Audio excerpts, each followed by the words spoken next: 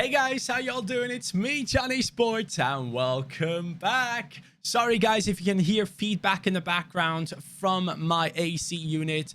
It's way too hot and I need to turn it on, so I'm sorry if you can hear it in my voice. But guys, today we are going to be looking back at a game week filled with failures and also surprising success. So let's dive straight into it. First of all, on a 23 Rare Pro, only 22 points away from actually getting a reward, which is mental if you consider that I had 0 decisives in this team. Pablo Ruiz, Jesus Ferreira, Osako, all these players struggling big time to bring in the performances that were needed, and still only 22 points away. So that gives me a lot of hope moving forward into the summer period where the European leagues are not back yet, for us to go and hopefully win something in this division, because it would have only taken me, oh my god, I can't believe I'm seeing this, 65 points more to get a star rare.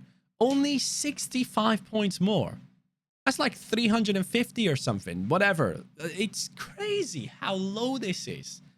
Wow, that actually pisses me off now. I would have actually needed just 1 or 2 decent performances from these guys and we could have been in for a star rare. But hopefully we get the chance to compete for that in the upcoming weeks when the under 23s do perform. Fausto Vera, the best performer in the team, and then Osako with the 41 points as a goalkeeper. That's not too shabby for me.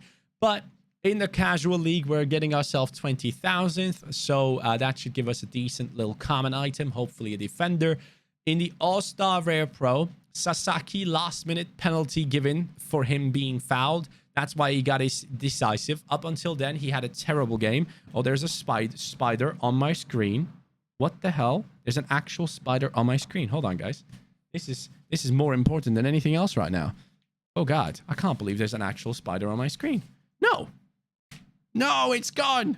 Oh, no. Now I live with a spider in this room forever. No. This thing needs to get out of here. I'll fix that in just a second. It's a teeny wincy little spider, but I don't want like the web everywhere on my setup. That's not cool. But yeah, let's move on. The All-Star Rare Pro team disappointed me massively. Tokyo got smacked 5-0, something that I've never seen before.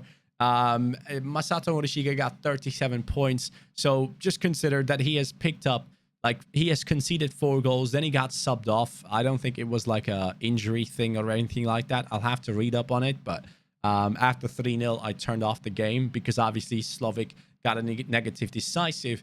We were 100 points away from a reward. Now, again, technically seeing a lot of these guys underperform, it kind of gives me hope that we could easily get there. I just need these guys to perform to the level that they're capable of, and they have not done that lately. So pretty big disappointment in the All-Star Rare Pro team. Now, this is the big surprise. Somehow, I got 4 decisives in the All-Star Rare team. Kim Young-Kwang against Ulsan, he got himself a clean sheet. The best team of the league was not able to beat them at home. That's crazy. So I was very happy to see that. Marlon had a great game. At one point, he had 71 points in a game, but then they conceded, and that obviously sucks. But he was up to like 70 plus, and he had a good game. I was watching him. He was a solid defender there. I'm very happy to have him in the squad. He seems to be a very good player.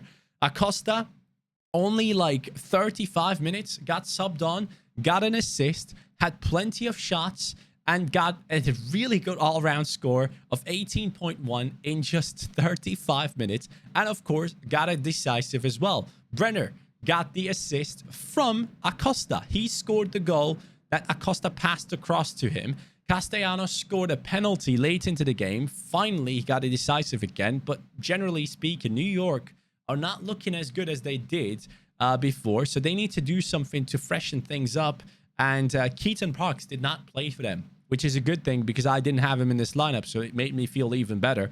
But he wasn't even in like on the bench, which is a bit worrying. But for this upcoming game week, guys, you have put together the lineups for me. And by the way, I want to talk about a very important thing to me later on this video as well, once we're through the lineup building here. But the community lineup builder, once again, huge thank you to everyone that goes in here, types in Johnny Sports into Sorare data, right? Goes into my gallery, clicks on the lineup builder and builds my teams for me. I love that. Thank you guys so much. Keep doing it because it helps me build my teams. But every single person that you see here has put together the same team. Now, there were two other options that people could have put in. Brenner, the guy who scored alongside Acosta, and also Chiellini. But Chiellini, I don't know when he's going to be able to play for LAFC. I don't know when he's allowed to step in. But LAFC have also picked up Gareth Bale. I love that. So that's going to be quite interesting. But yeah, Acosta, Castellanos, Ferreira, Sasaki, Osako. That's the team that I'm going to be sending in for this upcoming game week. That is for sure. So let's dive in there. Let's double check ourselves. You can see Osako, Sasaki, Acosta, Castellanos, Ferreira. The captaincy, that's one thing I need to decide upon what I want to do here. But you know what? A lot of you guys have put it on Sasaki, and I'll do the same. I guess it's the safer option here. We'll go with Sasaki on this one because they do have a good matchup. Even though they're playing away from home, there's a good chance of a clean sheet, hopefully. But that is the team that we're going to send in to get us at least a threshold, but maybe even another reward. So hopefully that's going to work out, as there are not that many games for this midweek. I need to check the rewards prize pool, by the way. There's only 145 people that will be rewarded. Hopefully we can go up a tier. This week, we're going to be winning a tier 3 rare, which is obviously great. For a mid-tier, tier 3 rare. I'm very pleased with that. But I would love to win something higher if possible. We'll see how the matchups fall in for us. Obviously, it's very forward heavy. So we are relying on a lot of decisives to come in here. Hopefully, it can work out for us. Now, Sorare Mega, I put in the exact same team, as you guys can see. So that's another thing to consider. Even though there is only 4 limited items given away, we'll just go for that as well. So don't forget to do your Sorare Mega lineups. This is now the topic I want to talk about. Let's go into my watch lists and let's dive into something I think is quite interesting to look at right now. So these are players that have been on the platform for quite some time. I specifically picked players that did well and have been on the platform for a long time, just so we can take a look at price fluctuations throughout the past year. So going into this here, you can see that basically we are now on the 28th of June, right? 28th of June last year. Where was that? 28th of June was right here. Basically, the bottom of the Sorare market in the summer period. Starting off from the end of April up until like the 24th of July.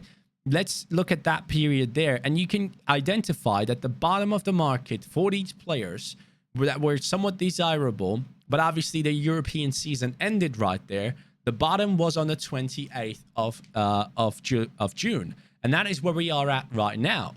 Are we technically bottoming out for the European players right now? Because as you can see right after, let's go into this 1 year chart so we can see this here. This was like the bottom, right? Right there, 28th of June. And it was actually even further down on the 1st of July. That's what I'm seeing now that we are looking into it a little bit deeper. But you can see that from that point on, the price of these players has gone up very nicely. The average price of these players ranging around the 1,800 mark for a very long time throughout the entire European season, and then falling back down again now in the summer period. Last time around, the bottom was around 653 euros, and this time around, it's around 1,422 euros. So you can just see the average price bottom for these players. If we look at the cumulative price, it is about like 3,103 here and then 7,100 there. It's basically twice the amount, if not more, than what the bottom was last time around. Now, if we take that same sentiment and put it into this year, now obviously history doesn't repeat itself, but it rhymes. So let's keep that in mind. This could be something that happens again, especially if the user base keeps growing. So we could technically be buying the bottom for European players right now. But if we take a look at this chart right here as well, if we go back to how many people had 5 cards on the platform on the 28th of June, you can see right, no, not July, 28th of June, please. There we go. So 28th of June, we had 11,376 people last year that were playing Sorare with 5 cards or more. That is such a low number compared to where we're at right now.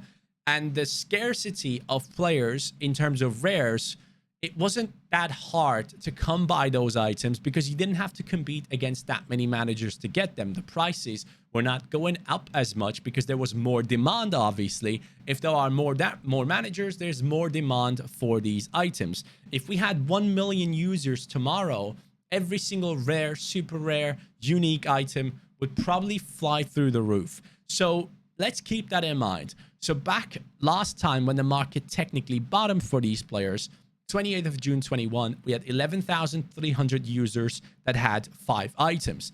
And funnily enough, right around August, where the market picks back up again with a massive spike right there, you can see it like it goes up in a different angle.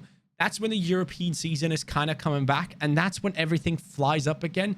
So if we think about it this way again, and if we expect the Premier League to come, which I really hopefully will see happening, if we put that same trajectory here and we look at where we're at right now, we are at 87,600 people playing the game, at least 7 times as much as we had back when the market bottomed last time. But the prices of the players, the bottom price of the players, is only like twice the amount than it was in the bottom the last time around. So I wonder if we get more and more players, if the Premier League comes out, and if only, even without the Premier League, we go on the same trajectory and we get more and more users on a platform, and we get to like 100,000 people that have 5 cards or more, 110, 120,000, and all these people get educated that the rare pro divisions are where you can probably win the best rewards. That's where you get rewarded the most.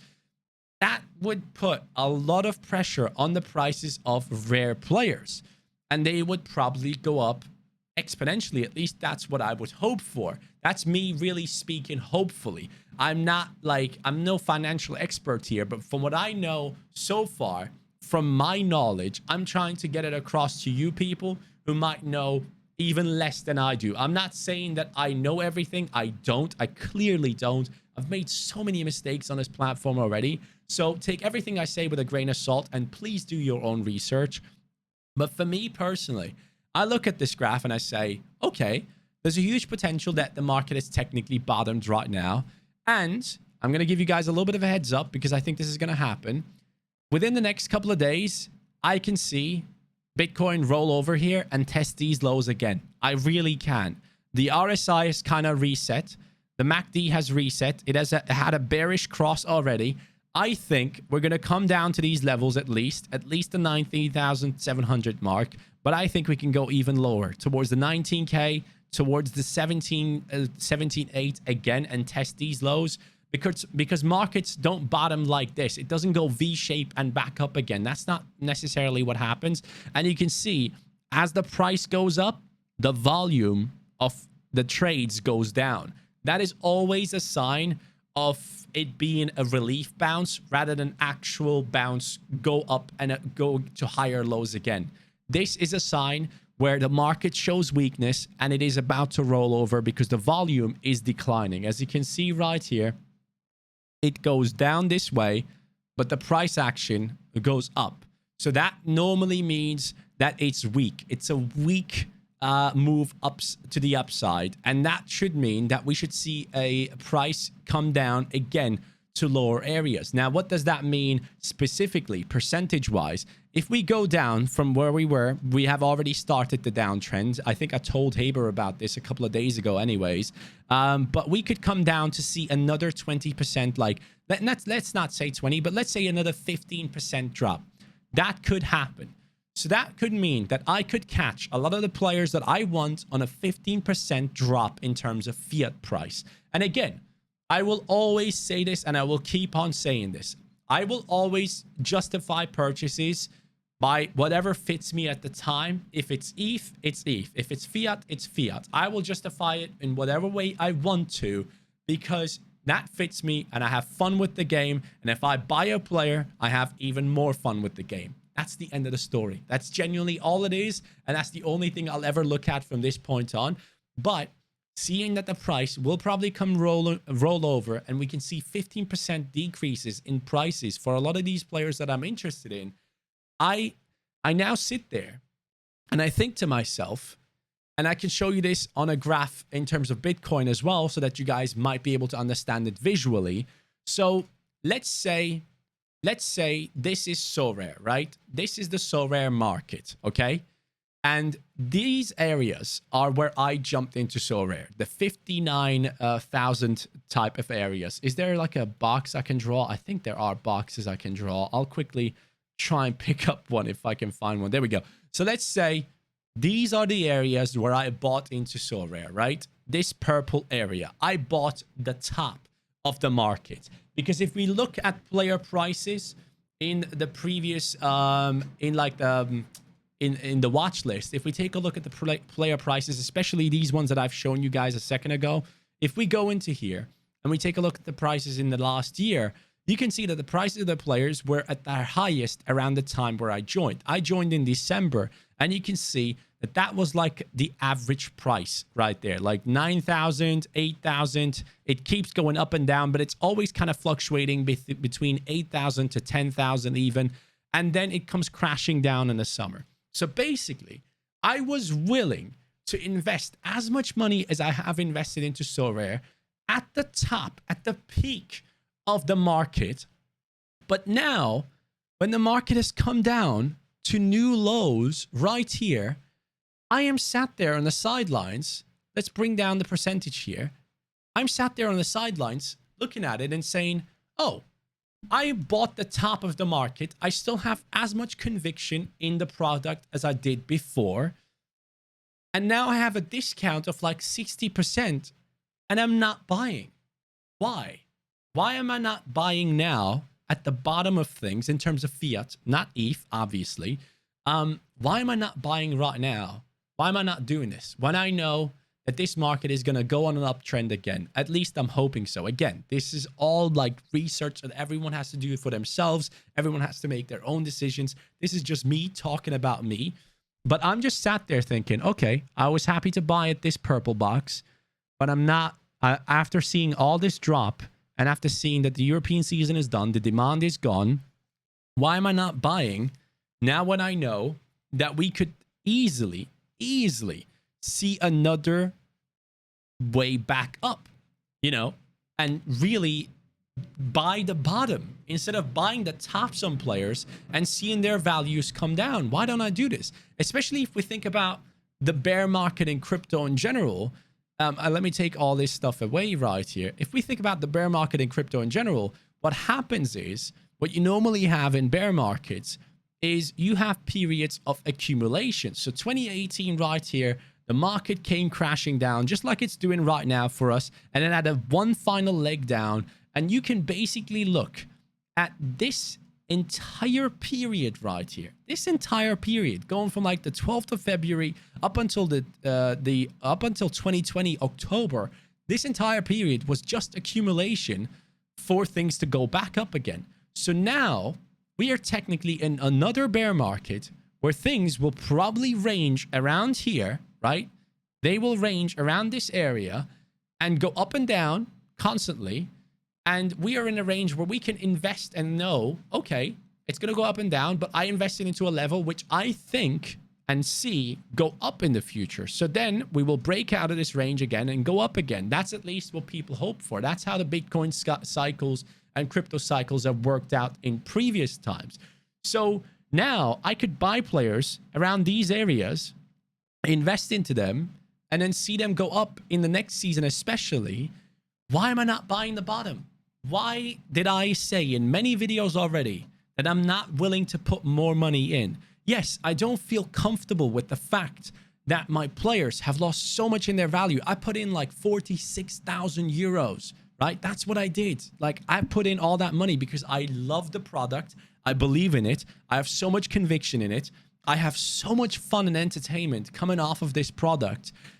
And I'm willing to put more in because I'm not investing thinking in 6 months' time I want to get out of it. I'm investing thinking in 5 years' time, maybe if my gallery is worth 1 million, that's when I want to sell everything and buy a house. Like, That's the long term I'm looking at. So now I'm sat there. I need certain players for my club. If we look into this again, if we go into my squads, my under 23 rare, very happy with it. But under 23 rare pro, I don't necessarily have any players from the European parts. Under 23 rare pro in general, I'm not too happy with the options that I have. Keaton Parks, not under 23 in like 3 days. Haruya Fuji only gets like 55. Fausto Vera is good. I would probably keep him and add another player to this list. But there are a few things that I would love to improve in here. But specifically for the European season, for Champion Europe, I only have Mazraoui and I only have Dimitri Payet. I need certain pieces to be able to compete for Champion Europe, which is the toughest division to really win in, especially if you consider that Premier League players are going to be coming. Winning Premier League players is going to be huge because they're going to be insanely priced on the market due to the hype. So I'm just sat there thinking about this, and like from an investment standpoint, I was willing to buy a product that I didn't know much of for a lot of money at the top of its market. And then now that I know so much more about this product and I have so much more conviction about it, I'm not willing to buy the bottom. Look, I'm not trying to justify putting more money onto the platform. I'm just thinking about this in terms of being smart. It just, I have this income that I can put in here. I'm not in financial trouble or anything like that. I know the global economic situation is terrible, but I know that I'm okay, thankfully, and I can go ahead and do this. So I just don't know. Let me know what you guys think about this in the comments down below. It just sounds silly to me to be wanting to spend money on this game when the market is in its all-time high format, but not buying it when it's in a bear market. It just sounds so dumb. So let me know what you guys think about there. I am willing to put more in, and I have certain players that I want to bring into the squad. But yeah, let me know. Thank you guys so much for watching today's video. I think this was a very important topic that I wanted to get across, to get your responses in the comments down below. And yeah, I'm excited, man. I really hope we see some big news from Sorare soon. But yeah, that's about it for today. Have a good day, guys. Take care. I'll catch you next time. Good luck with your lineups. I will probably post a video about the reward later on. Will probably be a short one, but I'll do my best. Have a good one. Take care and peace.